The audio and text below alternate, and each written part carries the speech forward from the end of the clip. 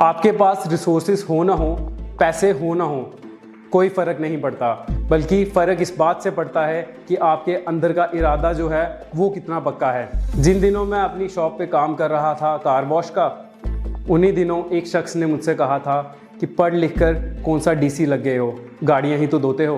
तो आप जानते हैं मैंने रिप्लाई में उन्हें क्या कहा? मैंने कहा, सर आज मैं इतना मजबूर हूँ कि अगर आप मुझे अपना अंडरवेयर भी धोने के लिए देंगे तो मैं वो भी धो दूँगा। अगर आपका इरादा पक्का है, आपको कभी कोई भी अपॉर्चुनिटी ढूंढने की ज़रूरत नहीं पड़ेगी। हमें कभी ना कभी अपॉर्चुनिटी ज़रूर मिलती है, हमें लाइफ में कभी ना कभी आगे बढ़ने का मौका ज़रूर मिलता है, लेकिन मेरा मानना इससे कुछ अलग है।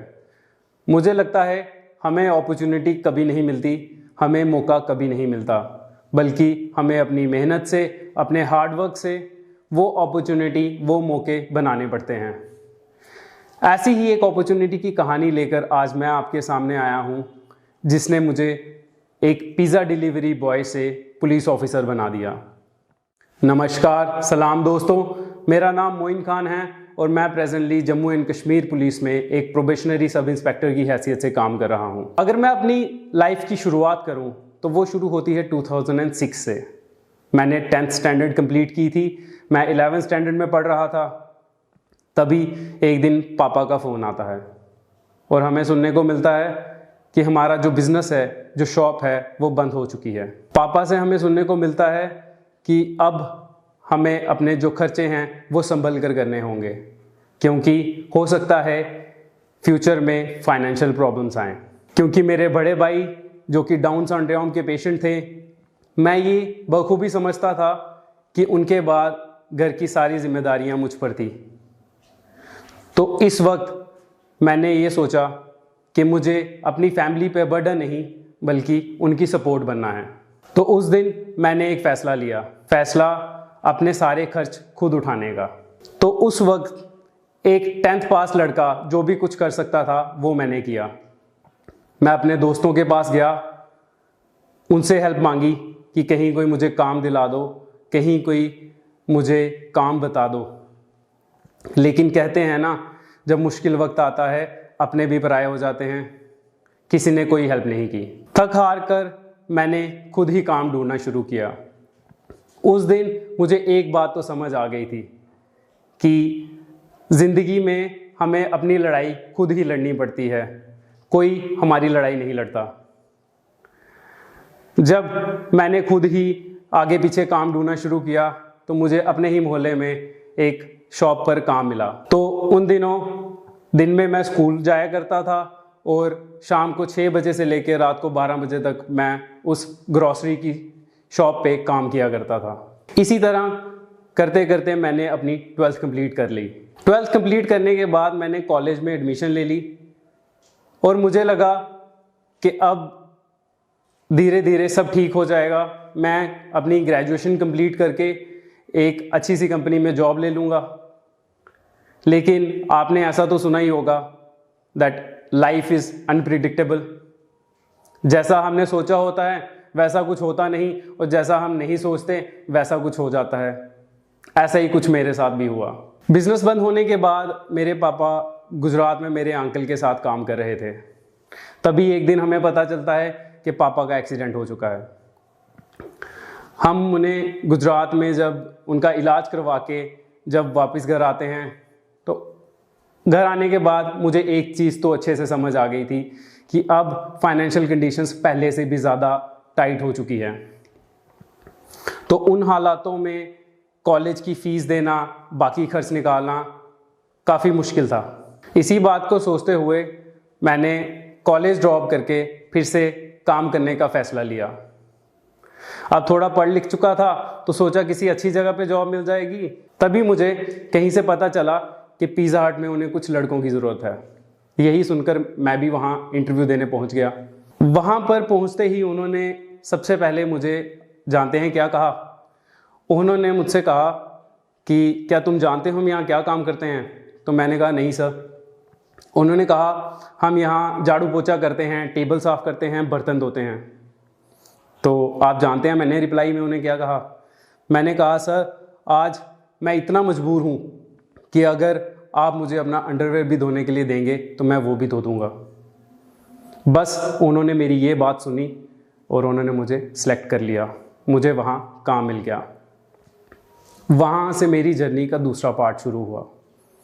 काम तो करना शुरू कर दिया था, पैसे तो कमाने शुरू कर दिए थे, लेकिन दिमाग में हर वक्त एक ही चीज़ आती थी कि मुझे आगे बढ़ना है, मुझे पढ़ना है। तो मैं उन्हीं दिनों वहाँ पे काम कर ही रहा था। तो वहाँ पे मेरी एक शख्स से मुलाकात हुई जो कि वहाँ पे एज अ कस्टमर आया करते थे। उनका नाम था भानु प्रताप सिंह। उनको पता चला कि मैं आगे पढ़ना चाहता हूँ, तो उन्होंने मेरी हेल्प की। ना कि उन्होंने मेरी एक अच्छे कॉलेज में एडमिशन करवा दी, बल्कि उन्होंने मेरी फ़ीस भी माफ़ करवा दी। 2012 में मैंने अपनी ग्रेजुएशन कंप्लीट की और सबसे ज़्यादा खुशी की बात यहाँ पे ये थी कि मैंने ग्रेजुएशन कंप्लीट करने के साथ ही मैं अपनी फैमिली में वो पहला शख्स बना जिसने ग्रेजुएशन कंप्लीट की थी। बल्कि मेरी फैमिली में अब तक कोई भी ऐसा शख्स नहीं था जो ग्रेजुएट था। और ग्रेजुएशन कंप्लीट करने के दौरान मेरा शेड्यूल कुछ इस तरह था कि मैं सुबह कॉलेज जाया करता था और दोपहर के बाद मैं पिज़्ज़ा हट में दोपहर से लेकर रात तक काम किया करता था। रात को तकरीबन 1-2 बज जाया करते थे जब मैं घर वापस जाया करता था। लेकिन मुझे तो आगे बढ़ना था। यही सोचते सोचते मुझे ये लग रहा था कि मैं अब तक अपनी ज़िंदगी में कर क्या रहा हूँ। सुबह से रात कब हो रही है पता नहीं चल रहा, उतने पैसे भी नहीं बच रहे जितने बचने चाहिए। तो ये तो मुझे पता था, अगर मुझे आगे बढ़ना है तो मुझे पढ़ना होगा। तो जैसे कि हर स्टूडेंट के दिमाग में बीबीए करने के बाद आता है, वही चीज़ मेरे दिमाग में भी आई, मतलब एमबीए। लेकिन एमबीए के लिए चाहिए थे पैसे जो मेरे पास थे नहीं। तो उन्हीं दिनों मैंने ये सोचा कि क्यों ना जो पैसे मैंने एमबीए की फ़ी के लिए यूज़ करने हैं वो मैं अपने किसी काम के लिए यूज़ करूं, जहां से मैं कुछ और अच्छे पैसे कमा सकूं, जिससे मैं अपनी फैमिली की अच्छी तरह से सपोर्ट कर सकूं। और जब फाइनेंशियल कंडीशंस बेहतर हो जाएं मैं अपनी आगे की पढ़ाई कैरी करूं। तो यही सब सोचते हुए मैंने कहीं से कुछ पैसों का जुगाड़ किया और अपना एक छोटा सा बिज़नेस जो कि कार वॉश का बिज़नेस था वो शुरू कर लिया। बिज़नेस के बारे में कुछ पता नहीं था, कोई गाइडेंस नहीं थी, किसी की सपोर्ट नहीं थी, लेकिन जैसे तैसे करके एक पॉजिटिव एटीट्यूड रखते हुए मैंने वो बिज़नेस स्टार्ट किया। जिन दिनों बिज़नेस कर रहा था दिमाग में बस आगे बढ़ने का जुनून था कि ये पता था कि आगे बढ़ना है, कुछ करना है। तो यही सब सोचते हुए मैंने अपनी किताबें भी साथ रखी होती थी। जब भी टाइम मिलता मैं अपने काम से वक्त निकाल के किताबें भी पढ़ लिया करता, क्योंकि गाइडेंस कम थी, कुछ पता नहीं लग रहा था कि आगे करना क्या है। उन्हीं दिनों 2016 की बात है कि मैंने एक न्यूज़पेपर में J&K पुलिस सब इंस्पेक्टर की नोटिफिकेशन देखी। नोटिफिकेशन देखते ही मुझे ये लगा इस बार अपॉर्चुनिटी खुद चलकर मेरे पास आई है।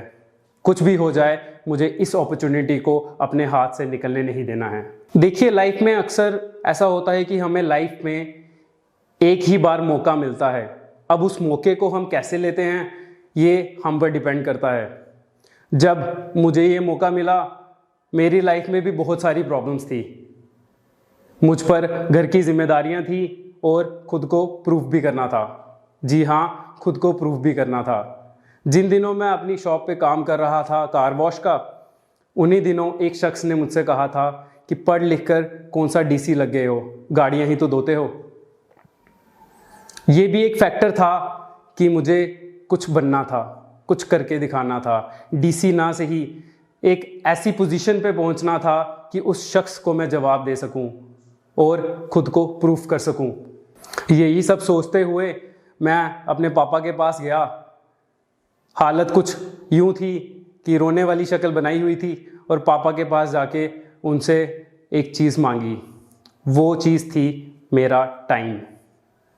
मैंने उनसे कहा कि आज तक बचपन से लेके अभी तक मैंने आपसे कुछ नहीं मांगा, लेकिन आज मैं अपने हिस्से का टाइम मांगना चाहता हूँ। मुझे अपनी ज़िंदगी का 1 साल चाहिए जिसमें मैं इस एग्ज़ाम की प्रिपरेशन करना चाहता हूँ। क्योंकि मैं बहुत सीरियस था तो पापा ने मुझे वो वक्त दिया, वो 1 साल मुझे मिल गया। अब टाइम तो मिल गया था लेकिन करना गया था वो अभी भी नहीं पता था। तो मैं देख रहा था कहीं से कोई गाइडेंस, कोई सपोर्ट मिल जाए जो कि हेल्प कर सके मुझे इस एग्ज़ाम को क्लियर करने के लिए। तो तभी मेरी लाइफ में दूसरी अपॉर्चुनिटी आई। वो अपॉर्चुनिटी थी ऑपरेशन ड्रीम्स। जी हाँ, operation dreams. Operation dreams basically IPS Sandeep Chaudhary sir का एक प्रोग्राम है जिसमें वो फ्री ऑफ कॉस्ट स्टूडेंट्स को competitive exams, civil services exams की प्रिपरेशन करवाते हैं। ऑपरेशन ड्रीम्स के बारे में सुनते ही मैं भी संदीप सर से मिलने चला गया। जब वहाँ पहुँचा तो मैंने देखा तकरीबन 150 से 200 स्टूडेंट्स वहाँ पे बैठ के क्लास अटेंड कर रहे हैं और संदीप सर उनकी क्लास ले रहे थे। मैं भी जाके लास्ट वाले बेंच पे बैठ गया। धीरे धीरे आगे बैठना शुरू किया और जी जान लगाकर मेहनत करनी शुरू कर दी। देखिए, हम जिस तरह की फैमिली से आते हैं उस तरह के माहौल में हमारे पास ना तो ज़्यादा पैसे होते हैं ना ज़्यादा रिसोर्सेस, लेकिन हाँ एक चीज़ हमारे पास ज़रूर होती है और वो होती है मेहनत। क्यों ना उसी का पूरा इस्तेमाल किया जाए और जी जान लगा दी जाए। उसी मेहनत के साथ मैंने भी लगा दी थी और जानते हैं उसका रिज़ल्ट क्या निकला। मेरा अपने पहले ही अटैम्प्ट में मेरा रिटन एग्ज़ाम क्लियर हो गया। अब रिटन तो क्लियर कर लिया था लेकिन इंटरव्यू अभी भी बाकी था। इंटरव्यू कैसे देते हैं, खुद को प्रेजेंट कैसे करते हैं, कैसे बात करते हैं, ये अभी तक नहीं पता था। और ये वो वक्त था जिस टाइम पे संदीप सर की भी ट्रांसफ़र हो चुकी थी, कोई सपोर्ट नहीं थी। लेकिन यहाँ पे मेरी हेल्प की सोशल मीडिया ने। सोशल मीडिया के थ्रू मैं संदीप सर के टच में रहा, उनसे पूछता रहा कि किस तरह से खुद को प्रेजेंट करना है, किस तरह से क्वेश्चन प्रिपेयर करने हैं, कैसे बात करनी है। और संदीप सर भी मेरी वहाँ से हेल्प करते रहे। आखिरकार मेरी मेहनत और उनकी गाइडेंस काम आई और मेरा फाइनल सिलेक्शन हो गया। पूरी ज़िंदगी जिस चीज़ के लिए मेहनत कर रहा था वो फाइनली मिल चुकी थी और उस शख्स को भी जवाब मिल चुका था जिसने कभी मुझसे कहा था पढ़ लिख कर क्या फ़ायदा जब गाड़ियाँ ही धोनी हैं। सबसे बड़ी बात, खुद को कामयाब होते हुए देख रहा था।